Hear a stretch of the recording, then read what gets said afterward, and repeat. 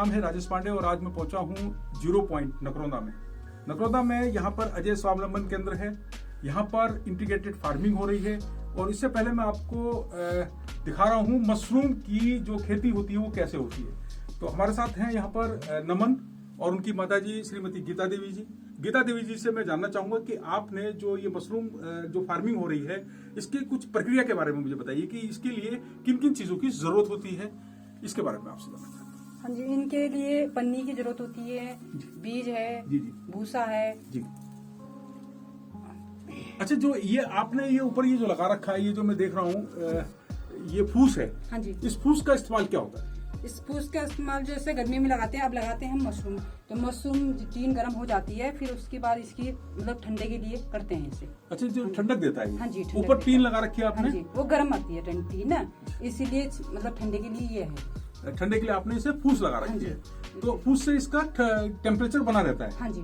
कितना टेम्परेचर चाहिए तभी? इसे 25 25 डिग्री सेल्सियस टेम्परेचर में ये हो जाता है। ये जो मशरूम है अभी जैसे सर्दी है इसमें होता है 25 और गर्मी तो थोड़ा कम होता है। जी जी, क्योंकि गर्मी में हीट आती है, तो अभी तो 25 चाहिए। 25 डिग्री सेल्सियस पर आप इस समय ये फार्मिंग कर रहे हाँ हैं। इस ड्रम का क्या इस्तेमाल है इसमें मशरूम उत्पादन? इसमें ये ड्रम है, इसमें 60 केजी पानी गिरता है, डालते हैं। फिर ये जब पानी खोलता है फिर स्टीम बनती है। इसमें ये टंकी इसमें जोड़ के उसमें 10 तसले वो डालना है भूसा, फिर उस स्टीम बन जाती है।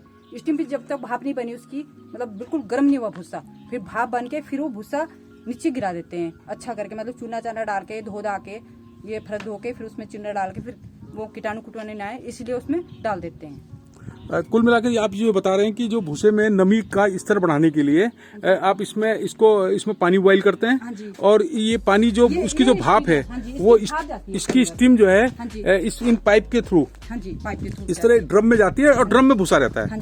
तो उसमें भूसा रख के इसमें स्टीम बनती है जो भाप आती है। जी जी, हाँ जी, ऊपर से इसमें थोड़ा हल्का सा तसला रख लेते हैं जो स्टीम बन जाए इसके अंदर। जब ये बिल्कुल गर्म हो जाता है फिर भाप बन के फिर इसे नीचे तिरपाल के ऊपर डाल देते हैं। तिरपाल पर डाल देते हैं और फिर उसको छोटे छोटे बैग में भरकर नहीं, एक दिन नहीं भरते। पहले मतलब जैसे 1 क्विंटल भूसा है, 1 क्विंटल भूसा एक दिन में उबाल के फिर उसको रखा जाता है, मतलब ऐसे ही। फिर उसे फैलाना है, फिर दूसरे दिन उसमें बीज मिलाना है, फिर उसे शाम को उसे पन्नी में भर दो।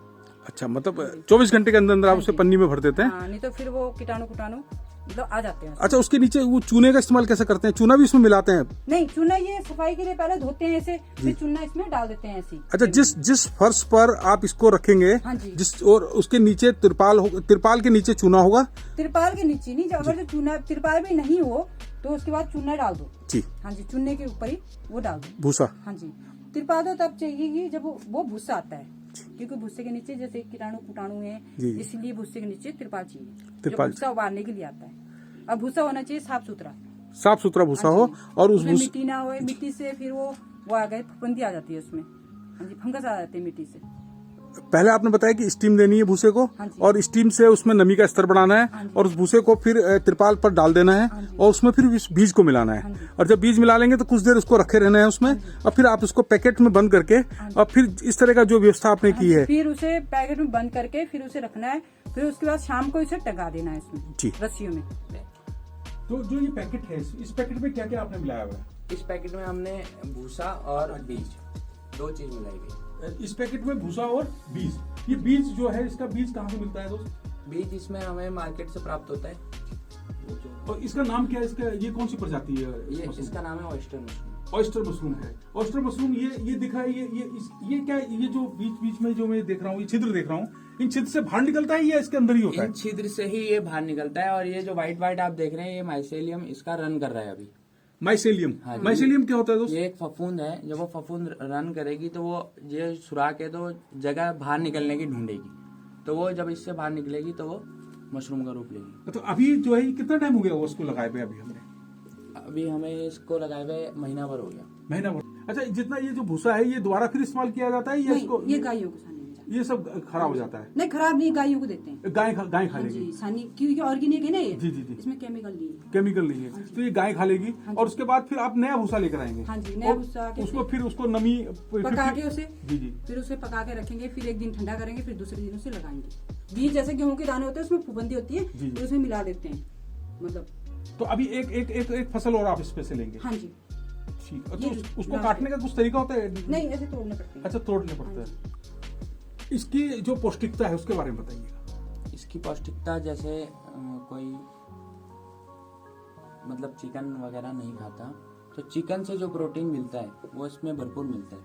कोई सूप पिए, सूप इसका गर्म होता है, फायदेमंद रहता है। और ये मटन के जैसा होता है, मटन जैसा स्वाद देता है ये और सब विटामिन देता है।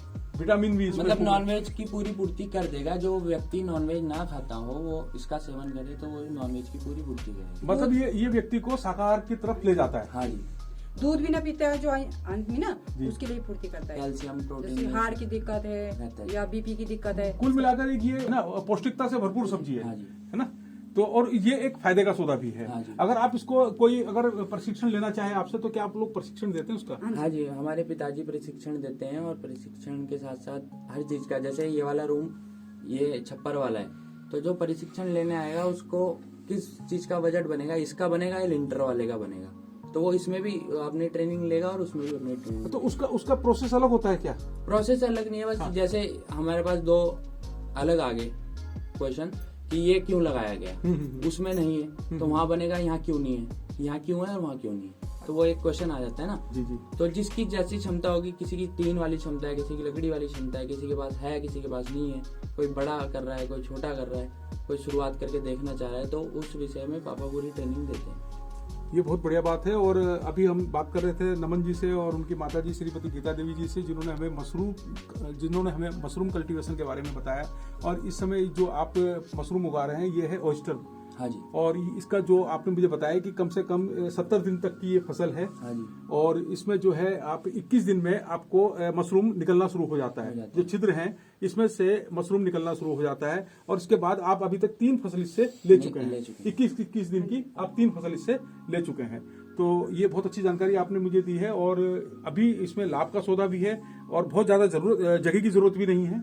केवल आपको जो है एक अनुशासित तरीके से, और दूसरी चीज आपको सफाई की बड़ी देख रेख करनी पड़ती है।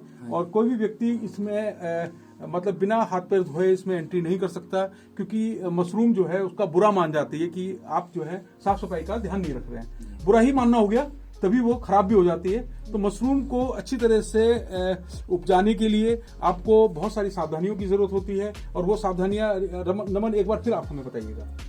जैसे ये सावधानियां आपको, अगर आप केमिकल डाल के यूज़ कर रहे हो तो इतनी सावधानियां उसमें नहीं बरतनी पड़ेगी। जैसे हम ऑर्गेनिक करते हैं तो हमें मतलब ऑर्गेनिक का मतलब हो गया कि जो हमें प्रकृति ने दिया, तो हम उस हिसाब से, प्रकृति के हिसाब से उनके साथ साथ चलेंगे। तो हम इसमें साफ सफाई का पूरा ध्यान रखेंगे। साफ सफाई का ध्यान रखेंगे, हाथ पैर अपना धो के आना, चप्पल बाहर उतारना, और ज़्यादा हो सके तो जैसे ये मशरूम के हॉल के बाहर चूने की एक पट्टी डाल देंगे तो चूना अंदर आएगा तो कोई उसमें फंगस नहीं आएगा। अच्छा, फंगस से इसको बचाना है। और ये जो सब्जी है ये पौष्टिकता से भी बड़ी भरपूर है। और इसको मशरूम को खाइए और जो है रोगों को दूर भगाइए। तो आपको मिनरल्स चाहिए, जो आपको विटामिन चाहिए, जो आपको जो है प्रोटीन चाहिए, उसकी पूर्ति मशरूम करती है। तो नमन से मैं अभी इंटीग्रेटेड फार्मिंग पे अभी और आपके उपक्रम हैं उन पर भी मैं अभी आपसे बात करूंगा नमन। और मशरूम का चैप्टर तो मुझे लगता है कि कंप्लीट हो गया है। एक चैप्टर थोड़ा उधर रहेगा कि ये ऊपर इसमें जैसे इसमें फूल डाली हुई है तो उस वाले में हमने लिंटर डाला हुआ है। अच्छा, वो एक और आपने लगा रखा है मशरूम का? हाँ जी, ये अच्छा, उसको भी देख लेते हैं। ठीक। अभी हम मशरूम कल्टीवेशन के दूसरे रूम में हैं। पहले वाले में टीन की छत थी और इसमें लेंटर की छत है। यही अंतर है इसमें नमन? और नमन मुझे बताइएगा कि इसमें क्या बेसिक जो है, जो प्रोसेस है, जो प्रक्रिया है, उसमें कुछ अंतर है क्या? इसकी प्रक्रिया में कोई अंतर नहीं है, लेकिन उसमें हमें, जैसे इसमें लिंटर है तो इसमें टेम्परेचर मेंटेन रहेगा। और अगर हम टीन वाला करते हैं तो हमें उसमें फूस लगानी पड़ती है, क्योंकि वो टीन जब तज जाती है तो वो जल्दी से ठंडी नहीं होती, या गर्मियों में तो वो फूस उसको तापमान को मेंटेन करके रखता है। केवल आपको मतलब उसमें फूस लगाने की जरूरत है और इसमें फूस लगाने की जरूरत नहीं है। अच्छा, ये जो मैं देख रहा हूँ इसमें कहीं मुझे, जैसे इसको मैं आपको दिखा रहा हूँ, ये देखिएगा, ये ऊपर जो है ये इस समय मशरूम आ गया है। ये ऑयस्टर मशरूम है, है ना? और बाकी में मुझे कम दिखाई दे रहा है। तो क्या ये फसल ले चुके हैं आप? ले चुके हैं, ये सारी निकाल पाए हमने। ये सारी फसल निकाल ली है। तो इसमें कितने पैकेट होंगे? इसमें 200 से 300 पैकेट हैं, उस रूम से ये बड़ा है। उससे ये बड़ा है और उसमें 200 से 300 पैकेट है। लगभग आपके पास टोटल मिलाकर जो है 500 पैकेट की मशरूम आपने 70 दिन में आपने फसल ली है। हाँ जी। और आप कितनी बार ले चुके हैं इसको? इसको 3 बार प्रॉपर हो गया मतलब 3 बार के बाद जो आता है वो भी निपट चुका है, बाकी उसमें आना है। अच्छा, दूसरी फसल आप कब शुरू करेंगे? दूसरी फसल अब जैसे खत्म हो जाएगा, बिल्कुल डाउन हो जाएगा तो फिर कर देंगे। लगभग कितना दिन लगेगा इसको डाउन? अभी हमें बीज नहीं मिल रहे ना, जी, जी। बीज मिलते हफ्ता तो 10 मुझे तो अभी दिन करना चाहिए। अच्छा, बीज कहाँ से मिलता है, थोड़ा सा मुझे बताइएगा। बीज तो पहले थे यहाँ थे, हम शमशेरगढ़ में थे, जैविक वो देते थे, बीज बनाते थे, अपना घर का बनाते थे। जी, जी। फिर उसके बाद वो आप टिहरी चले गए, तो वही करते हैं हमारा बीज का जुगाड़। अच्छा, किसी विशेषज्ञ की मदद हाँ से जी। आप इसमें बीज वगैरह इस्तेमाल करते हैं? हाँ जी, वो भी अच्छा, ऑर्गेनिक ही करते अच्छा, हैं। आप लोग भी बना सकते हैं बीज? अभी अब ऐसा हमने बनाया नहीं। अभी आपने शुरुआत नहीं की है बीज बनाने की इसकी। अच्छा, कितना, जैसे आपके 500 पैकेट है तो उसमें लगभग कितना बीज का इस्तेमाल करते हो? कितना बीज लग जाता है? 1 क्विंटल भूसे में 20 किलो बीज लगता है। 1 क्विंटल भूसे में 20 किलो बीज लगता है। तो आपका जो टोटल ये कितना भूसा इस्तेमाल हुआ होगा इसमें? अभी इसमें 2.5 से 3 क्विंटल भूसा लगा। 2.5 से 3 क्विंटल भूसे में आपने 500 पैकेट बनाए हैं और इन 500 पैकेट में आपने कितना बीज इस्तेमाल किया है? 60 किलो। 60 किलो बीज आपने इस्तेमाल किया है। और 60 किलो बीज इस्तेमाल करके टोटल जो आपका इंफ्रा में जो खर्चा आया है, ये इंफ्रा तो आपको एक बार बनाना पड़ेगा, रूम आपको बनाना पड़ेगा, उसके टेम्परेचर को मेंटेन रखना पड़ेगा, उसकी व्यवस्था आपको करनी पड़ेगी, उसको ब्लोअर भी आप लगाते हैं उसमें गर्मी के लिए, सर्दियों में थोड़ा सा गर्म करने के लिए ब्लोअर का टेम्परेचर मेंटेन करने के लिए। हाँ, टेम्परेचर मेंटेन करने के लिए जो इंफ्रा लगाते हैं वो एक बार का इन्वेस्टमेंट है। बल्ब जलते हैं 2 जी, 4 वाट। हाँ, जब ज्यादा ठंडा हो जाए तो बल्ब की हीट है। हाँ, तो एक बार इंफ्रा आपने इस्तेमाल किया, उसके बाद फिर आपने जो है इस भूसे का इस्तेमाल आप करते हैं। भूसा तो क्या रेट मिलता होगा भूसा? भूसा हमें पड़ जाता है 12-1300 रुपये क्विंटल। 1200-1300 1300 रुपए रुपए क्विंटल के आसपास तो है। और उसके बाद जो आपके पास फसल प्राप्त होती है, 3 या 4 बार आप इसकी फसल ले लेते हैं। और क्या रेट मशरूम बिक रहा है ये? 200 रुपये पर केजी। 200 रुपए पर केजी के हिसाब से आपको मशरूम मिल रहा है। तो कुल मिलाकर आपको 70 दिन की फसल में एक अच्छा मुनाफा आपको मिल जाता है, जिससे आप अपने रोजगार को आगे बढ़ा सकते हैं, स्वरोजगार को आगे बढ़ा सकते हैं। और कुछ लोगों को हो सकता है अगर आप बड़े स्तर पर करते हैं तो कुछ लोगों को आप इसको रोजगार भी दे सकते हैं। बेरोजगारी खत्म हो सकती है अगर जी, जी। आप अपने पर्सनल यूज से करें। अभी हम युवा नमन से बात कर रहे हैं। नमन बता रहे हैं कि इसमें जो है अगर आप इसको सही तरीके से काम करते हैं, व्यवस्थित तरीके से करते हैं, कुछ अनुशासित तरीके से इस पे आप देख रेख करते हैं, तो जो है आपको रोजगार के लिए इधर उधर नहीं देखना पड़ेगा। जैसे ये कोरोना आया, कोरोना में लोगों ने बहुत लिया, ये सूप की वजह से भी है, जैसे ये पल से गिर जाते हैं, सब मतलब कई चीज की बीमारी आती है, तो ये सूप पीता है। ये बीमारियों को भी दूर भगाता है हाँ जी। और ये लोगों को शाकाहार की तरफ लेकर जाता है। आप बता रहे थे कि अगर ज्यादा मशरूम हो जाती है हाँ जी। और बिक्री नहीं हो रही है तो उसका भी उपाय है? हाँ जी, तो उसका भी उपाय है, क्योंकि हम बाहर निकाल लेते हैं सारा मशरूम 10-15 किलो, फिर उसे थोड़ा सा फाड़ देते हैं, फाड़ने के बाद उसे सुखा देते हैं 3-4 धूप में, फिर उसे रख लेते हैं, फिर रखने के बाद उसे क्या बोलो उसे वैसे रख देते हैं सुखा के बंद डब्बे में, जो उसमें फफूंदी ना आए या फंगस नहीं आए, फिर उसे गर्म पानी में डाल दो, फिर वो फ्रेश हो जाता है, फिर उसे सब्जी बना लो। अच्छा, तो मतलब इसको मतलब ये आप संरक्षित कर सकते हैं इसको, ताकि ये मतलब नाश नहीं होता है, नुकसान नहीं हाँ, होगा। नुकसान नहीं होता इसका।